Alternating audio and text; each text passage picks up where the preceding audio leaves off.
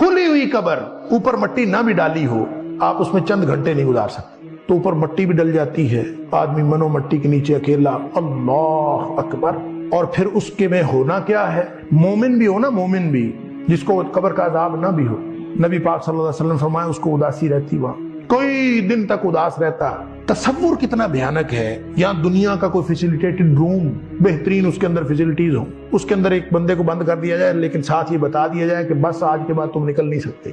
تو وہ گھبراہٹ سے ہی مر جائے گا۔ اور وہ جگہ جہاں سے کوئی نکل کے کوئی آیا ہی نہیں، ہم اپنے ہاتھوں لوگوں کو دفناتے ہیں اور ہمیں کبھی فکر نہیں آئی کہ میں جب وہاں جاؤں گا تو میرا کیا بنے گا۔ اگر یہ اس کی فکر آتی ہے اور دن میں کئی دفعہ سوچتا ہے اور اللہ سے دعائیں کرتا ہے کہ اللہ قبر کی سختی میں برداشت نہیں کر سکتا، اللہ تو میرے لیے معاملہ کوئی اور کر دے، اللہ تو مالک الملک ہے، تو علی کل شیء قدیر ہے، تو میرے لیے اس کو کوئی اور طریقہ بنا دے، قبر اتنی تنگ جگہ پہ میں نہیں لے سکتا، میں تو چند منٹ نہیں گزار سکتا۔